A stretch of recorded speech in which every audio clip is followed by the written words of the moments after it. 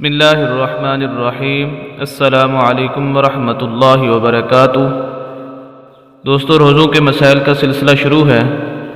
اسی سلسلے کا آج مسئلہ نمبر 5 ہمارا یہ ہے کہ آیا وہ عورت جو اپنے بچے کو دودھ پلاتی ہے وہ دودھ پلانے کی وجہ سے روزہ چھوڑ سکتی ہے یا نہیں؟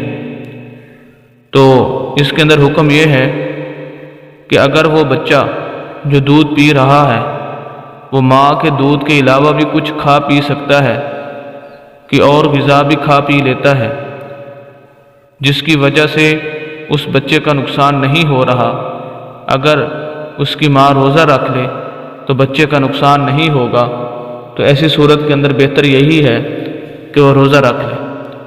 لیکن اگر وہ ماں کے دودھ کے علاوہ کوئی چیز کھاتا پیتا نہیں ہے، چھوٹا بچہ ہے، اور اگر اس کو دودھ نہ پلایا جائے تو اس کی وجہ سے اس کا حرج لازم آئے گا، یا عورت اگر دودھ پلائے گی تو وہ کمزور ہو جائے گی اور اس کے لیے روزہ برداشت کرنا مشکل ہو جائے گا، یا بچہ اگر دودھ نہیں پیے گا تو وہ کمزور ہو جائے گا، اس کا حرج لازم آتا ہے۔